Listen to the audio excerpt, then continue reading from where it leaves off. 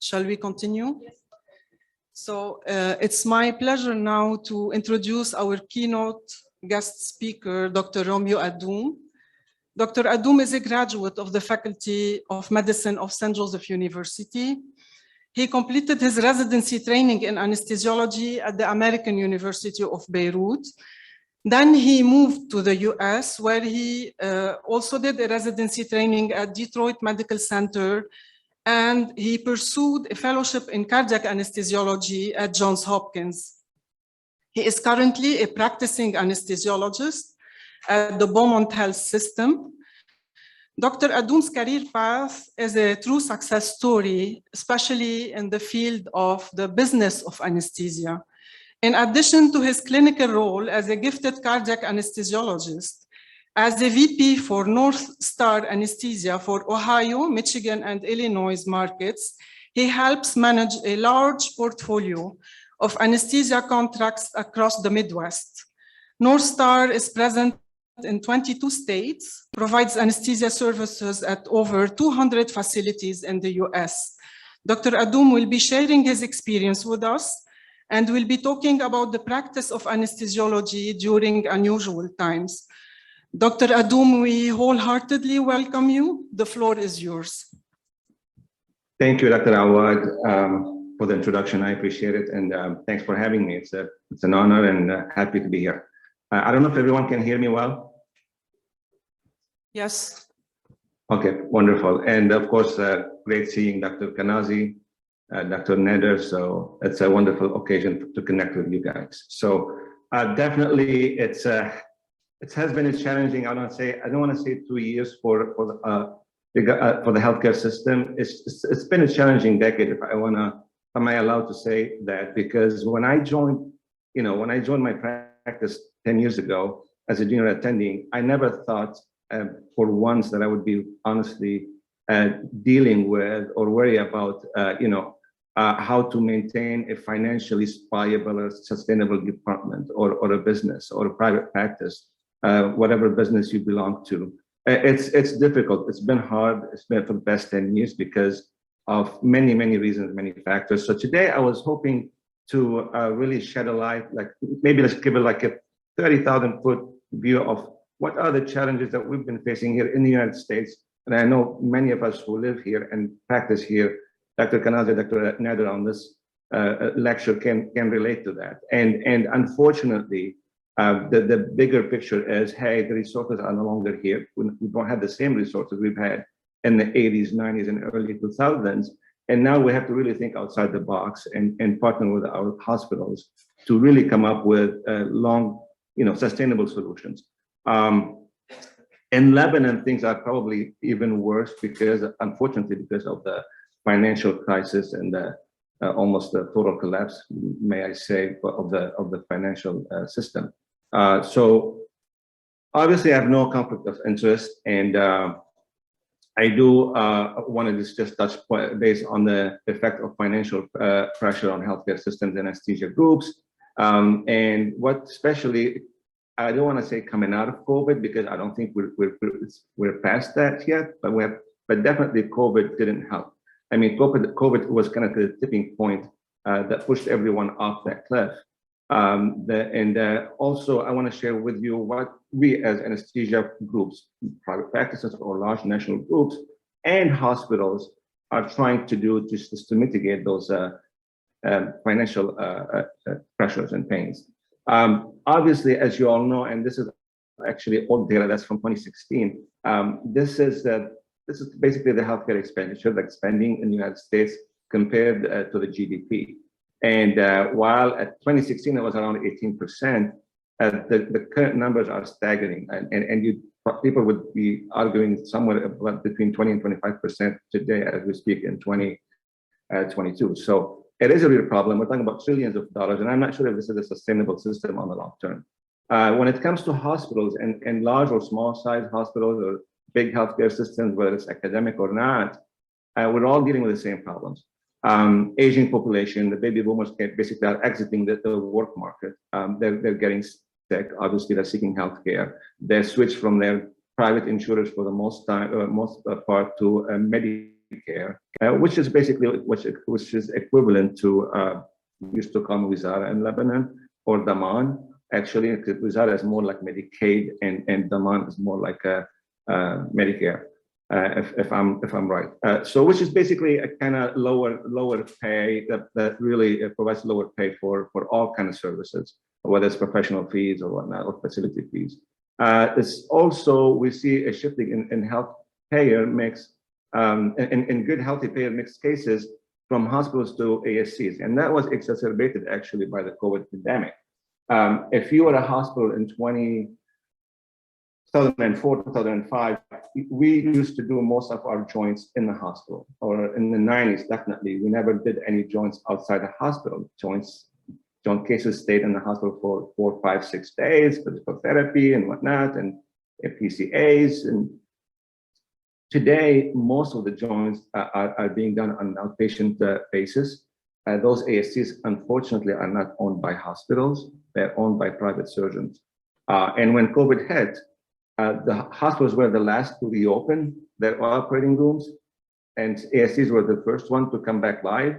So even a few surgeons who were still reluctant of doing a single level laminectomy or a fusion or a joint, a hip or a knee at the ASC, they were forced to, because hospitals were lagging behind, and now they're never coming back to the hospital. And we've seen this across the nation. I mean, our numbers, our own statistics are really, they speak volume about regarding this. We no longer see those same patients that we used to see even before the COVID pandemic. And those ones shifted to the ASCs. And we do service a lot of ASCs. So, but for the hospital, that is a huge drop in revenue. We're talking about like usually healthy shoulder commercial payer. So what the hospitals basically are stuck with doing is explore labs, second look, septic patients, or a poly exchange and infected knees and whatnot. Those are basically cases that really sit and stay in the hospital for days, IV antibiotics, the decline and whatnot, and really hospitals basically lose money, especially in the current environment with the skyrocketing labor costs. And of course, our friends at the CMS, Center for Medicare and Medicaid Services, they're all, I'm gonna share a slide later on during this lecture about the reimbursement drop year after year by CMS. And once the CMS establish a new rate for any procedure, obviously all commercial payers will follow suit immediately within few months. They're so good at this. And also poor bed and OR utilization, which has always been a problem. Again, while it was okay 20 years ago, maybe, to grant a surgeon with 3 cases to rooms, like flip rooms. In today's market and today's world, that's not sustainable. And I know we're still doing it, and I know a lot of hospitals are still doing it. And I was just this week, in Tulsa, Oklahoma, we just had a big acquisition, 5 hospital system for Ascension healthcare system. And of course, the reason why Ascension came to us to outsource anesthesia services is because they've been losing $50 million across the system on anesthesia. And that's where we come in and we run our analysis. And of course, the OR utilization was in the 40%, which was horrible. Of course, and also lack of standardized processes and policies and contracts, mainly, especially after post-COVID. Even, I don't know if this is the case in Lebanon, if it's ever going to happen at some point, but in the States, small hospitals have been struggling, especially in rural areas. And they've been acquired by a larger healthcare system. Now we see big academic centers expanding into the suburbs, buying out more practices and more hospitals, small satellite hospitals, and tucking them under their own healthcare system. But what we notice is the integration process takes long time. But basically, I worked at a hospital for 7 years. It took them 7 years after buying another small hospital to deploy Cerner and change all the templates and the revenue cycle and whatnot to that specific hospital, which is part of that system. So lack of proper integration and timely integration basically leads to losses, and you're basically walking away from a lot of money by doing that. And also, you want to expand your contracts to all your other facilities. You want to tuck all your facilities, put them all under one contract when it comes to whatever, prosthesis or OR equipments or airway equipments or IV bags, anything. If once you step out of your contract, you're paying basically prime dollar. And unfortunately, we have to do it today because of the supply chain disruption. I will also mention that in my lecture. Then, of course, COVID hit. And that was, as I said, the last straw. What we've seen during COVID, obviously, is a huge drop in volume, right? So immediately our volume dropped by 80, 85%, 90% at various different facilities. And especially for anesthesia groups, that was a lot to really overcome. I remember sitting across the desk from a hospital CEO who told me, "You're not going to get any subsidy. Why would you pay your subsidy? Your anesthesiologists and CRNAs are at home, and OR is not running except for emergencies, and you guys are helping us here and there with ICU. I mean, of course, COVID cases overflew into the OR. We had patients on machines in the OR, anesthesia machines, and I was trying to really explain to him that we cannot furlough people or fire them, because it's going to be hard to rehire those folks once the pandemic is over. And I did not know, I wasn't even certain what I was saying back then, but it was true. It turned out to be true. We lost millions of dollars depending on the side of the practice, because your revenue, main source of revenue, which is the surgery, right, collection, billing, has disappeared. And the hospital wouldn't pay the subsidy that used to pay you, because the hospital in their mind, we're not running the OR. So we lost a lot of physicians. We lost a lot of advanced practitioners, CRNAs, and certified anesthesiologist assistants. And when the OR came back, pandemic again is not over, we couldn't find those. And that adds to the great resignation that we've seen across the board in any service line or business and I have a friend of mine who can't even open his restaurant on a Saturday or a Sunday sometimes. And when I came to him and said, "Look, we're off on a Sunday, my wife and I and the kids, we want to come and have lunch at your place," he said, "I can't find waitresses. I can't find bartenders." And the same thing in healthcare, definitely in anesthesia. So when you pay a travel nurse $200 per hour to man the OR or the PACU or the pre-op hold area, that's a lot of money. That's 3-4 times what they used to get before the pandemic. When you're paying a nurse anesthetist or anesthesiologist assistant same amount, 200 plus an hour, that is not sustainable. Same for the physicians. I mean, we're seeing steep shortage in physicians. So this market madness is just taking a toll on everybody, on anesthesia groups, on hospitals. And unfortunately, we are on the receiving end, because if the hospital is not doing well, they're going to come to us. They're going to start putting everybody on a shopping block, whether you're hospital employed or you belong or you're contracted or whatnot. So today the hospitals are feeling the pain, and they came to us and they said, "Look, guys, the COVID relief funds are gone. We're not getting money from the government anymore. We're not getting any assistance." And same for the private practices.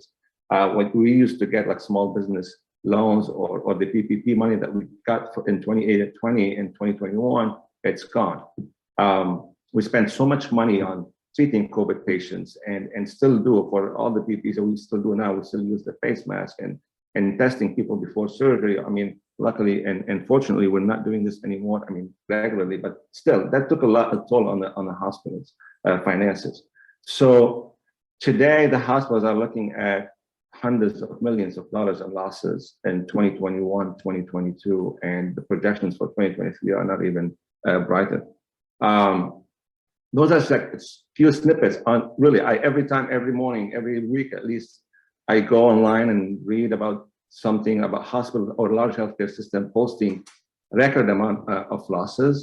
I know Dr. Kanaze is in Cleveland, so probably he can relate to that. And for Cleveland clinics, probably one of the biggest or most successful enterprise to post a $1 billion loss, and that's like recent, in just 6 months. These are staggering numbers. And I know yesterday Cleveland Clinic announced that they're going to cut whatever $300 million in jobs, worth of jobs or whatnot. I don't know, but the same at Henry Ford and same at Mass General, Harvard, Brigham, and so we're talking about closer to $1 billion. Ascension, Trinity Health, 1.4 billion, so on and so forth. So the image is not brighter here in the United States, unfortunately. I know Lebanon is struggling a lot today, but the image here is, and we're in the midst of a recession, obviously, economic recession.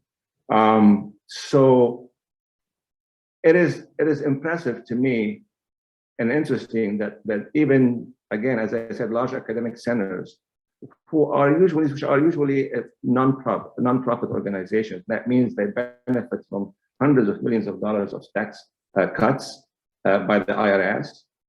And also they benefit from hundreds of millions of dollars in endowments. I mean, Mass General and Cleveland and a big name, Stanford, Hopkins. I mean, they get hundreds of millions, I don't say millions, hundreds of millions of endowments every year. So still they're struggling. So let alone the small, tiny community hospital in rural America. You can always imagine. So here, what we basically did, what hospitals did basically, and they said, okay, we're gonna look at we're not gonna leave any stone unturned. We're gonna look at everything and how we can save money when it comes to, and they're having this conversation, by the way, with every single specialty. It's not only an anesthesia related conversation. They come to us and they went to the surgeons, they went to other service lines. And they said to us, look, how can we save money? We can no longer do business the way we've done it in the past 50 years. Times have changed. And again, resources are no longer here. I mean, we don't have the same one at least. We need to do something different. So first thing that came to mind basically back in the days, and that wasn't driven mainly by financials, we were also driven by patient care as well, is to come up with a bunch of metrics, right? Quality metrics and operational metrics. In the state of Michigan here, we have a huge enterprise that sponsored by University of Michigan, we call the MPOG Aspire. MPOG stands basically for Multi-Center Perioperative Outcomes Group for Michigan. It's the surgery had the same one. And Aspire is the anesthesiology performance improvement and reporting exchange, whereby all the hospitals get together and share the data regarding everything, SSIs, glycemic control, blood pressure control, acute kidney injury and whatnot. And we share the data and we work together. We share successful protocols. We build new protocols and processes in place to make sure we are hitting those targets to improve patient care, obviously, and also to help the hospitals get more money from the government. Because again, if the numbers look good, the hospital are incentivized by the government financially. And a small chunk of this money will go to the anesthesia group. So that was a good, actually, enterprise. And also, and this is an example of one of our hospitals that we run large institutions here in Michigan. And also we added to the quality metrics a bunch of operational metrics to improve our efficiency and better utilization of our manpower and improve our patient satisfaction. And again, patient satisfaction is big. Every time a patient comes to the hospital in the United States for any encounter, whether it's surgical or non-surgical. I just had hernia repair 2 years ago, and I left the hospital and I got a survey at home a week later, like how was pain control? Specific questions about anesthesia, by the way. And were you seen on time? Or did your surgery go on time? An overall experience, of course, the cleanliness of the facility and then pain control, nausea, whatever. And depending on those results, those surveys, the hospital again will get money from the government.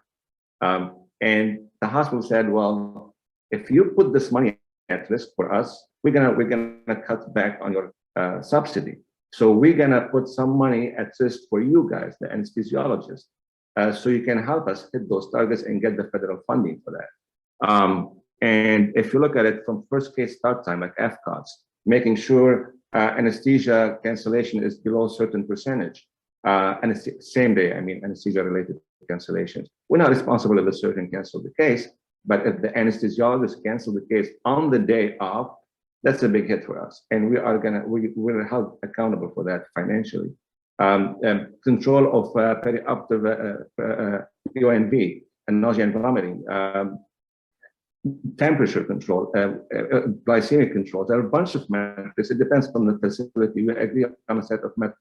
And every 2 or 3 years, when we renegotiate our contract, we renegotiate the metrics as well. We can play with the targets, or we can choose different metrics. And it's interesting, every time we hit the metric 100%, the hospital say, well, now you hit this one, we're going to move to another set of metrics. So this is the dashboard that we generate for the hospital from Epic and from Cerner or from any other AIMS system. And without taking a deeper dive for the sake of time, but if you look at everything from a neuromuscular blockade reversal to avoiding monitoring gaps, basically we have to document in Epic or in Cerner that I took over from Dr. Kanazi, let's say, and I have to document the transfer of care note in Epic or in Cerner. PONV, glycemic control, obviously, which is a major factor in SSI reduction and whatnot. So, and we discuss this on a monthly basis with our hospital administrator, and they'll tell us, well, this month you didn't have it, you're not getting the money for that specific metric that's allocated to the specific metric. So and again, we go back to our providers on the ground, and and we work. So this level of accountability did not exist 10 years ago, and I've been practicing for 10 years. So it didn't even exist maybe 7 or 8 years ago. Also, I don't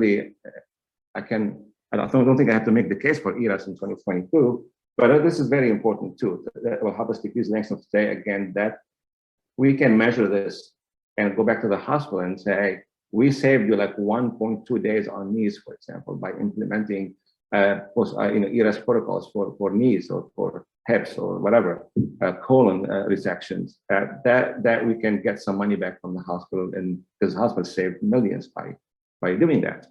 And of course, we'll improve patient experience. And as I said, patient experience is tied to federal funding. And of course, quality metrics is tied to federal funding as well. And it's good for the business when a patient has a good and successful experience, positive experience. It's like any other business. And when the surgeon see that, you know what, I'd like to bring my patients here because they do blocks, they do whatever, they implement ERAS protocols, they have great patient experience, so it's good for the business. It helps grow volume. OR efficiency is a big issue. I know each one of us, regardless whether you practice in the US or outside the US or in Lebanon, this is our daily bread. We breathe this in every day. Flip rooms is always a contentious issue, and I'm sure you always deal with, especially if you're on the board or if you're the person in charge that day, you're dealing with some surgeon was upset because he didn't get 2 rooms or she didn't get 2 rooms or whatnot. Again, we are being more strict on those, and we're using data. We're analyzing OR utilization or point of service, what we call them here. Could be operating room or NORA, and we all know the NORA utilization is way too low, and it's been a big challenge when it comes to EP lab or PCN exchange in radiology or bone marrow or MRI. Those are not efficient at all. But what's changed lately is we are really, even hospitals are clamping down on those surgeons or proceduralists who are not really utilizing that block efficiently. I used to sit on the surgical committee, done that for 10 years. And back in the days, but yeah, we'll show the numbers, and CMO, CEO, CFO is sitting there, and that's not acceptable. Dr. So-and-so or ENT block time is at, let's say, 35%. And that's it. We'll walk. Today, and many hospitals, many organizations, and I'm being part of this. You don't use your OR. If your OR block time is not above 60%, 65, 70%, you're going to lose that block time. You're going to reassign it to somebody else. And we review that block time every 3 months or every 6 months or on a yearly basis. Also, computer scheduling systems are important. So you want to remove the human factor from this process. You don't want a nurse to assume that Dr. So-and-so takes about 45 minutes on lab epi. There is an AI software generated report that comes out every month. They look at all the surgeons, all by surgeon and by case, and they look at the historical time per surgeon per case, and scheduling is done accordingly. So historically speaking, Dr. So-and-so takes about 1 hour skin to skin for the lap epi or for lap poly. So we're gonna dedicate 1 hour. We're not gonna dedicate 30 minutes or 45 minutes. take into account room turnover time as well. The reason why we do this is because we don't want to really run into surprises the following day and end up asking people to stay late and pay them premium dollars, a time and a half or whatnot, sometimes double, to stay late and keep the OR running, which becomes super expensive. As I said, first case on time starts. It's been a struggle again to invite surgeons to show up on time. I'm not trying to throw our colleague surgeons under the bus today, but this is something that we all deal with, I'm certain. Cascade delay, looking at cascade delays, how we can really flex our staff to match our volume. You can't say, I'm gonna open 20 rooms today, regardless of my volume, just in case, or just whatever, for potential add-ons or something. We don't do this anymore. We used to do that. Today, we tell, we tell the OR administrators, so we have that many cases, you're gonna consolidate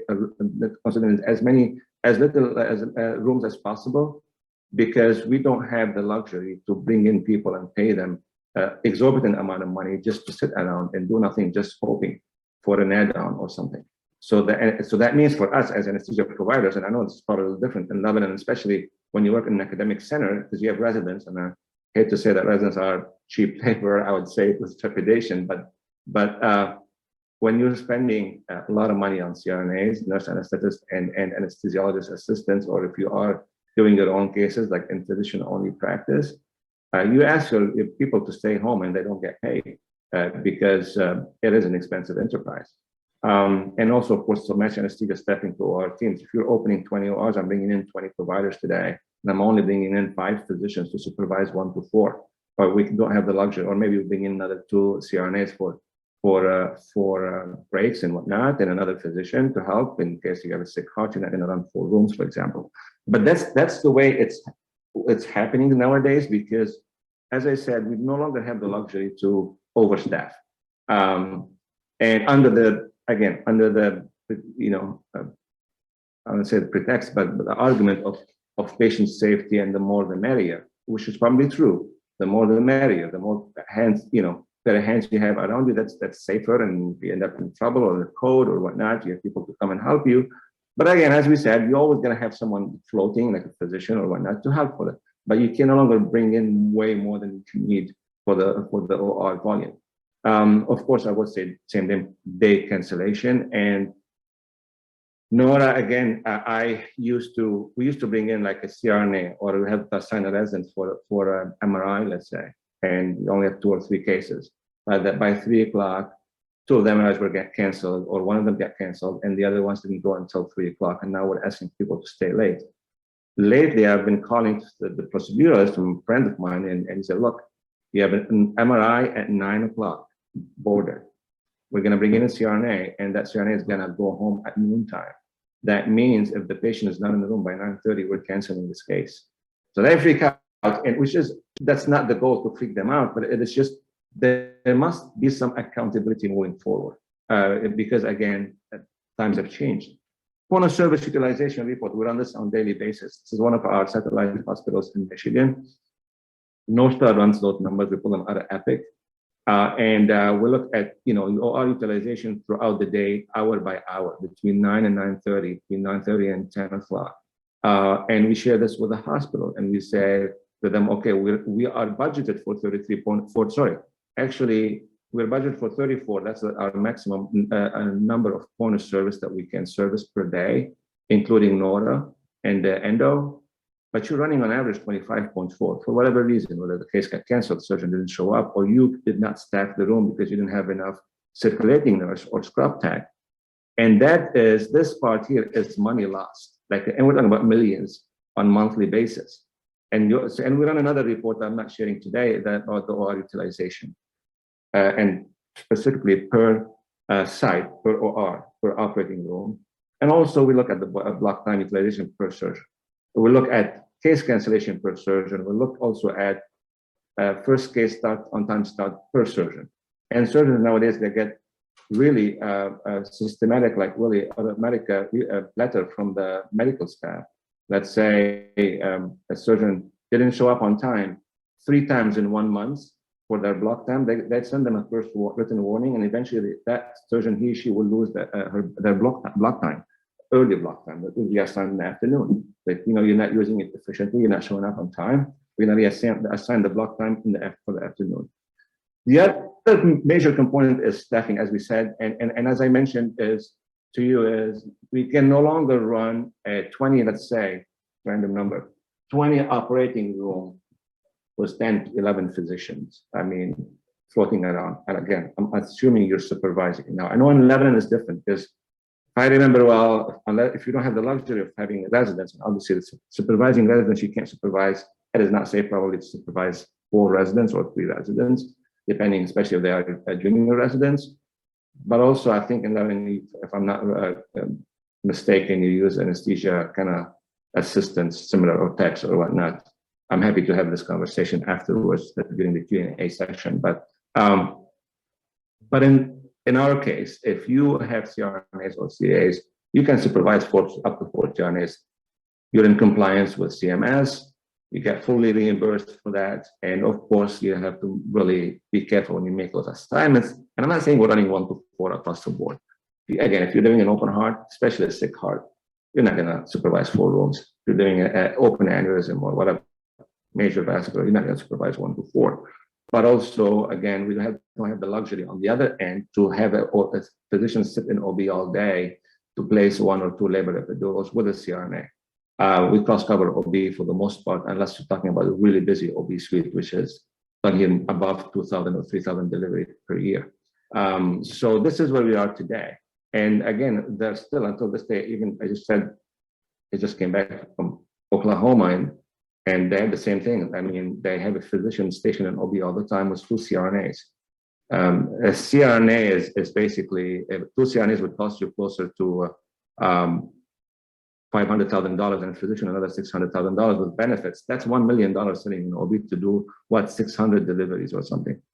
I know I don't know if I can see the chat box, but I'm trying to, but it's not popping up for some reason. Anyway, so we have to be mindful of how we utilize our manpower. This is quick, really, numbers about what the hospital is looking for to see nowadays. They are in our business. They want to know how much you're paying your physician, how much you're paying your CRNA with benefits and total package, and how much your revenue is.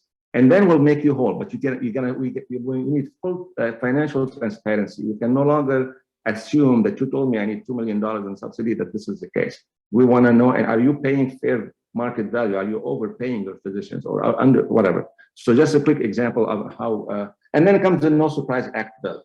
Obviously, again, whoever's practicing in the United States is very familiar with it. It's what's probably one of the biggest disasters. It is a good thing to have because patients who did not have insurance were billed out of network. And sometimes, yes, it is when you get an anesthesia bill that's $2,000 for a lap epi that was covered by your insurance because the surgeon was in network, but the anesthesiology group wasn't in network. That was not right. But what Congress did basically, they did a totally poor job on the new Surprise Act bill that came out, and basically gave the upper hand to the private insurers. Now private insurers will not come to you and say, you have to be in network, you can no longer be out of network, and even if you are in network, this is the biggest problem now, even if you're in network and you're getting, let's say, $90 per pay per unit, we're going to bring it down to 50. And if you don't like it, we're going to kick you out of the network. And then we'll kick you out of the network, you're going to lose your contract from the hospital. The hospital will kick you out of the contract. So then they'll force us to go back with a lower pay per unit. A lot of games, a lot of lawsuits, you can see it, and the ASA is really advocating for that. But again, this is another, and also CMS and reimbursement year after year. If you look at the last 3 years, 2023 is not looking great, by the way.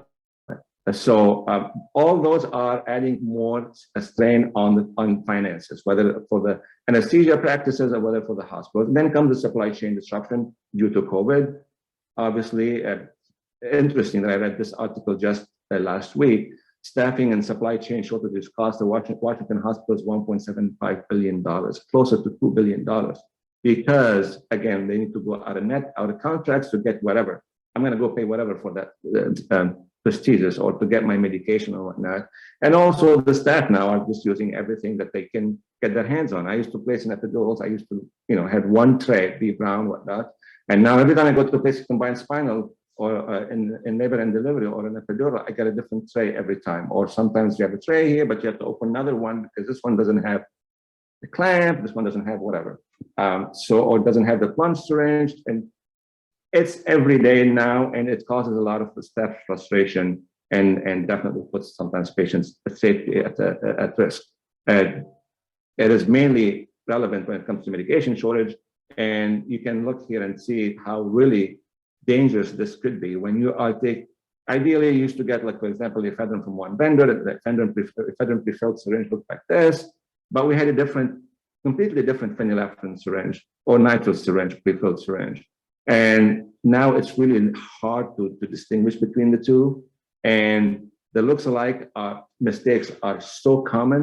And that's why, and I've been doing this since residency days, I read before I inject.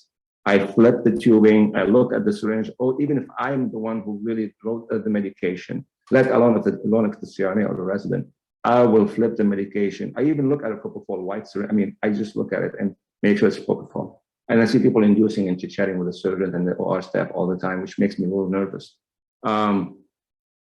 Invest in your manpower. It's very important. Again, take-home message.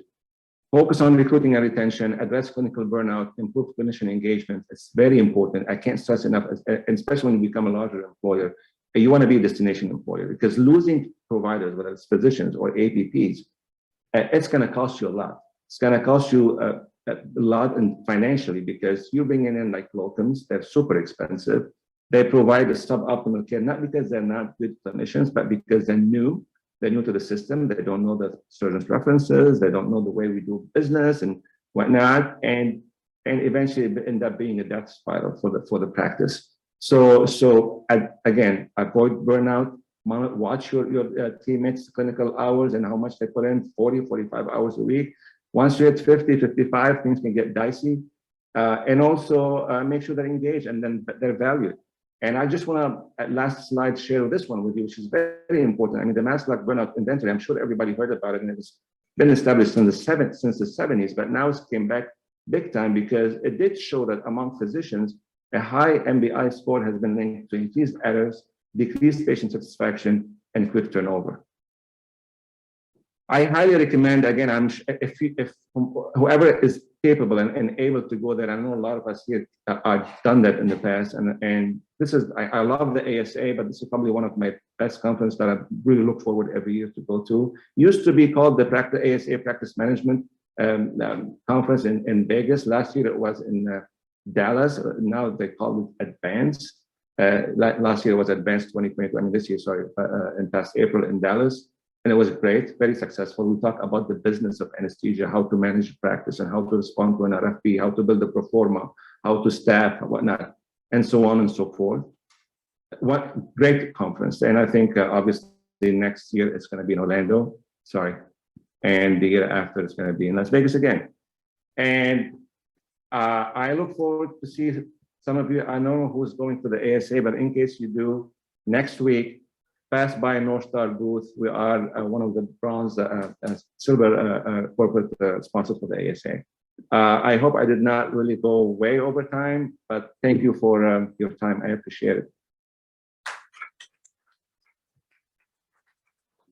Thank you, Romeo, for this clear lecture that overviewed the struggles in the US.